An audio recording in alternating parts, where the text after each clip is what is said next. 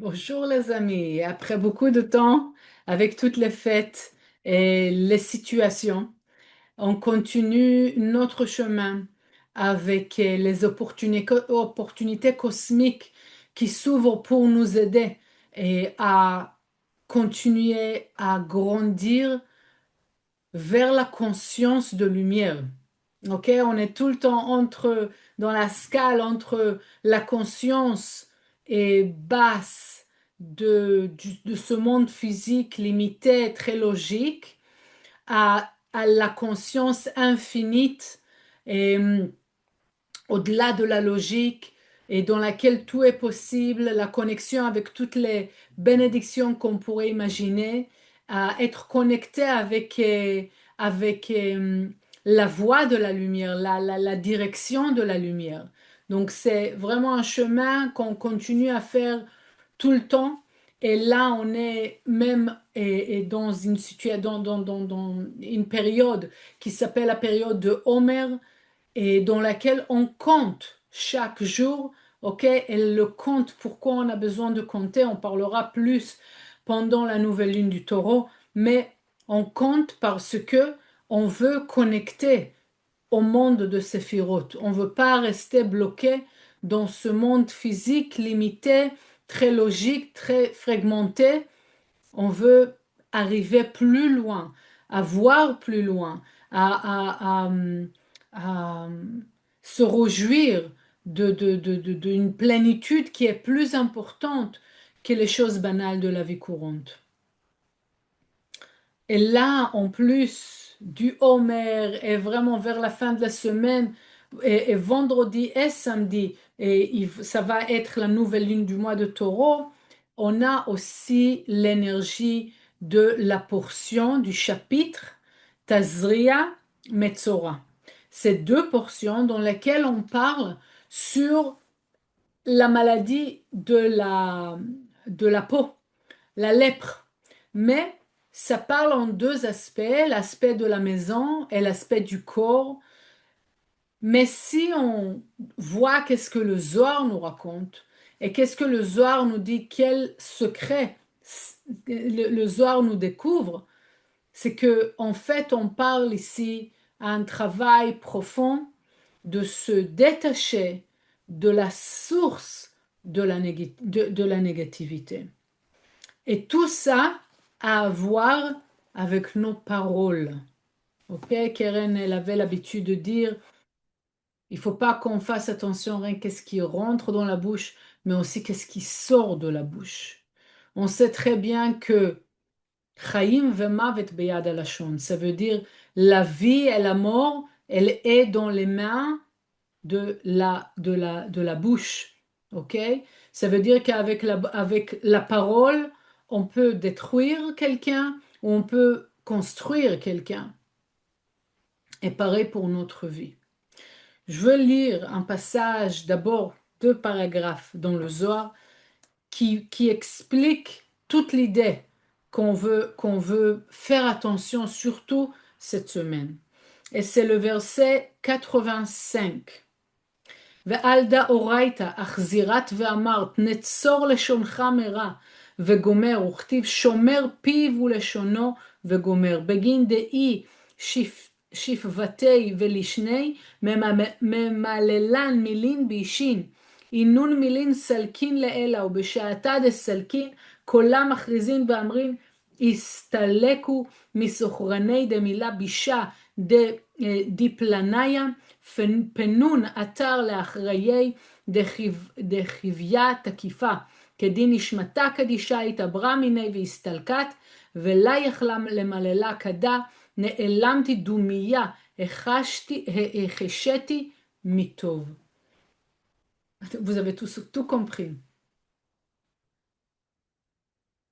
La parole de la personne crée une réalité. Le Zohar, dans ce paragraphe, nous dit que quand la personne, elle parle mal, et on parlera dans 2 secondes qu'est-ce que ça veut dire parler mal, mais rien comprendre qu'est-ce que ça fait. Dans le monde supérieur, l'âme, elle bouge, elle se rétrécit, la lumière, elle bouge, et qu'est-ce qui existe à ce moment-là? C'est le serpent, c'est la négativité. Qu'est-ce qu'on veut dire par là? Quand une personne, elle parle mal sur une situation, nous tous, on passe des situations qui sont pas évidentes, qui sont difficiles, qui font mal, qui font peur. Ça dépend comment on parle sur la situation. On juge et on parle. Quand on juge une situation en étant mal, en étant négatif, en étant destructif, à ce moment-là, quand on a pensé et on a dit ça, on a effectivement créé une situation qui détruit, une situation qui fait mal. Pourquoi? Parce que dès qu'on a commencé à parler mal, la lumière elle a bougé et le serpent il se manifeste. Le serpent, c'est toute la négativité. On donne, on crée nous-mêmes la place à la négativité de se manifester. C'est énorme cette idée. Alors, qu'est-ce que ça veut dire? Metzora. Metzora veut dire motzi ra. J'explique. Ça veut dire je sors, je manifeste le mal. Quand je parle mal, je manifeste le mal. Vous comprenez ça? Je veux lire encore un paragraphe, cette fois-ci 82.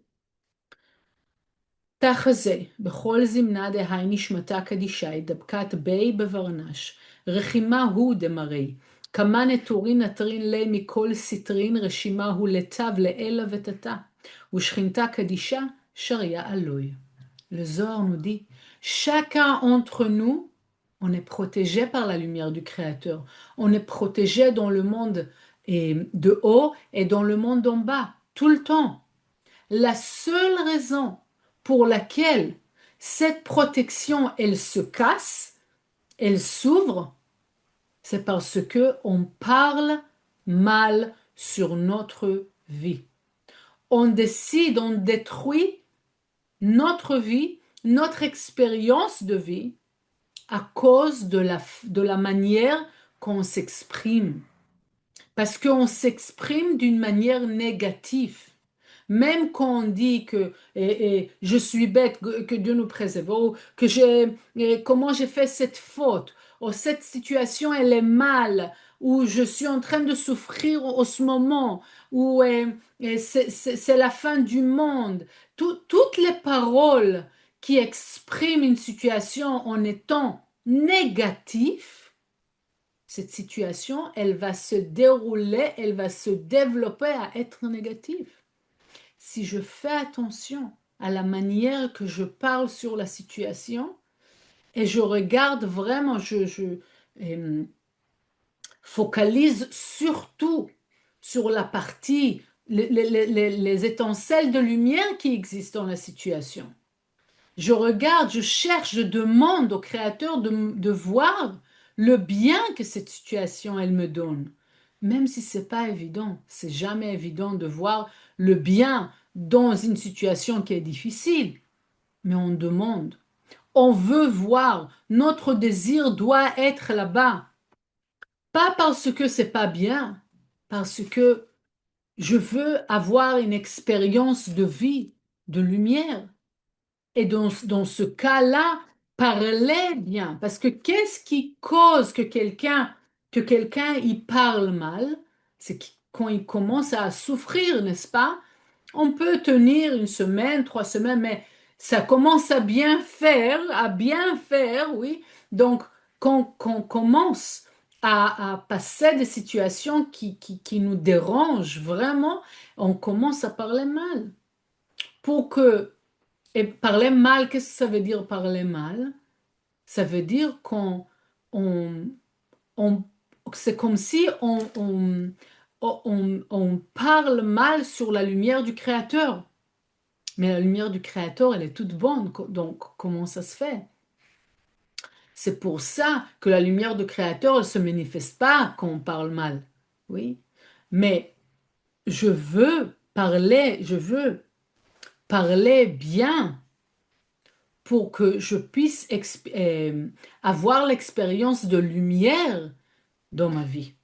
Que je peux voir, je peux pas rien qu'imaginer que ça pourrait être bien. Que je peux sentir vraiment, je peux vivre une situation qui est bonne. Ok? C'est pas rien que pour avoir une idée, c'est pour que ça commence à agir sur ma vie courante, sur ma vie physique. Ok? Et pourquoi, en plus, je veux pas parler mal je veux pas parler mal parce que la mauvaise parole, ok, Motsira, la mauvaise parole, quand on parle mal, ça nous déconnecte complètement, comme on a lu dans le Zohar, de la lumière du Créateur. Et quand on est déconnecté, il n'y a pas un flow d'abondance et de bien-être de laquelle on se réjouit. On ne peut pas se réjouir de bien. Donc, si on veut vraiment commencer à sentir la lumière de notre vie, il faut qu'on fasse attention de la manière qu'on parle. Et pour pouvoir vraiment faire attention et pour pouvoir vraiment qu'on parle d'une bonne manière, on commence à expérimenter des situations qui sont bonnes pour nous. Maintenant, c'est pas tout le temps évident, bien sûr. Quand les choses arrivent dans la vie d'une personne, c'est clair que c'est pas évident. Et c'est pour ça, c'est une des forces qu'on demande cette semaine, que l'univers il nous aide à avoir, c'est la force de la certitude. Maintenant, on utilise beaucoup la parole certitude au centre. Et je veux qu'on fasse attention. Certitude. C'est pas rien que, ah, j'ai la certitude, j'espère avoir la certitude. Certitude, c'est quand j'arrive à... La certitude fonctionne, on va dire comme ça, quand j'arrive à vraiment sentir la situation d'une manière différente. Si la personne, elle passe le moment, par exemple, une personne qui avait un accident de voiture, ok? Et mettons, et sur le chemin, quand elle passe toute cette situation, elle commence à dire, oh, j'espère que c'est bien, et je voudrais bien que ce soit bien, et oh, j'espère que la lumière, elle est là. Il n'y a pas de certitude. Quand pendant cet accident de voiture, la personne, elle arrive à sentir apaisée, centrée, apaisée, même joyeuse, ok? Comme dans le 1%, il y a le situation chaotique qui se passe, mais la personne, elle arrive à vraiment sentir bien au ce moment-là. Ça, c'est certitude.